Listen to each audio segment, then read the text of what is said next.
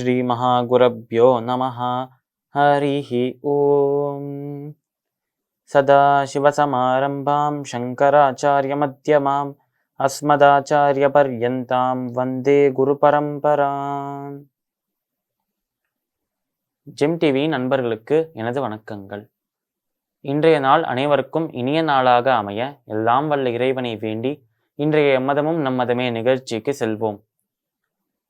இன்னைக்கு நம்ம குரு பகவான் மேல இருக்க ஒரு காயத்ரி மந்திரத்தை அர்த்தத்தோட பார்த்துட்டு நேற்றைய தினத்தின் நீதி கதையின் தொடர்ச்சியை காண்போம்.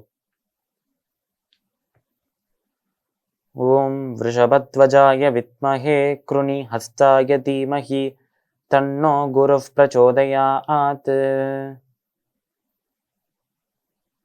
இந்த மந்திரத்தின் விளக்கம்: ஓம் விருஷபத்வஜாய வித்மஹே. விருஷபம் என்று சொன்னாலே ஒரு காளை என்று அர்த்தம். அதனால்தான் நம் சிவனை விருஷப வாகனன் என்று அழைப்போம். அதனால விருஷபம் என்றால் காளை என்று பொருள். விருஷபத்வஜன் என்றால் காளையின் உருவத்தை தன் கொடியில் கொண்டவர் என்று அர்த்தம். அதனால் நம் குரு பகவான் தன் கொடியில் காளையின் உருவத்தை கொண்டிருக்கிறார் என்பதுதான் இதன் பொருள். விருஷபத்வஜாய வித்மஹே க்ருணி ஹஸ்தாய தீமஹி. இதற்கு முன்னாடி பார்த்த அங்காரகன் வாழ்வில் இருந்த விக்னங்கள் எல்லாம் விளக்கிட்டார். அதுக்கப்புறம் நம்ம பார்த்த புதன் நம்ம வாழ்வில் சந்தோஷத்தை சுகத்தை அளித்தார். நம்ம குரு பகவான் என்ன செய்வார் என்றால் க்ருணி ஹஸ்தாய தீமஹி. நம் மனதில் ஆசைப்பட்டு எதையெல்லாம் முடிக்கணும், எந்த விஷயத்தெல்லாம் முடிக்கணும், எந்த காரியங்களை முடிக்கணும் என்று ஆசைப்படுறோமோ அந்த காரியங்களை, அந்த செயல்களை முடிப்பதற்கான சக்தியை, முடிப்பதற்கான ஆற்றலை தருவாராம் நம்மளோட குரு பகவான்.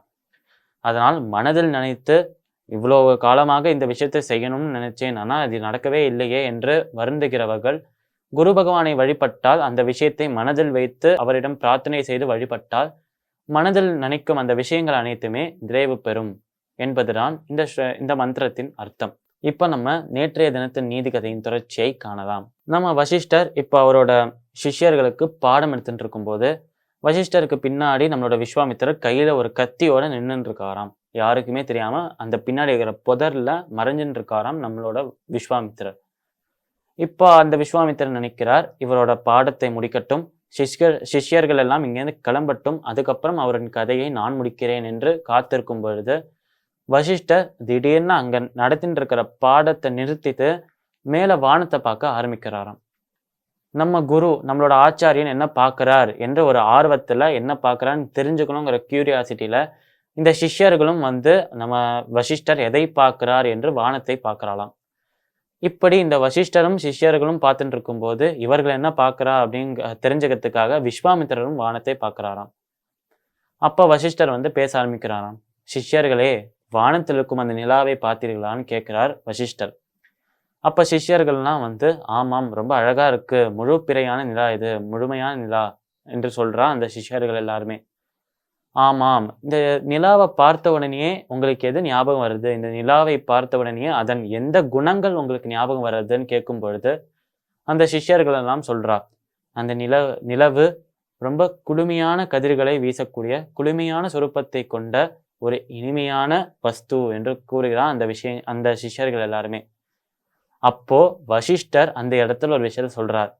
ரொம்ப சரியா சொன்னேன், இந்த நிலவு என்ற ஒரு விஷயத்தை எடுத்தாலே குளுமை, வெண்மை என்கிற ஒரு விஷயம், வெள்ளை நிறத்துல இருக்கு, குளுமையான கதிர்களை வீசுகிறது. அதனால குளுமையும் வெண்மையும் தான் நம் மனதிற்கு ஞாபகம் வர்றது.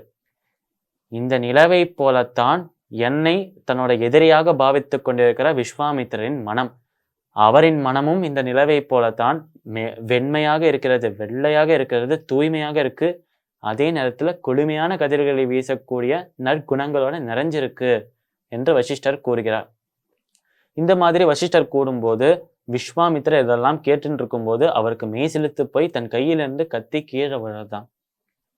இதற்கப்புறம் கதை மேலும் எப்படி நகர்றது, இந்த நீதி கதையின் நீதி என்ன, நாளைய தினம் பார்க்கலாம். மீண்டும் நாளை சந்திப்போம். நன்றி, வணக்கம்.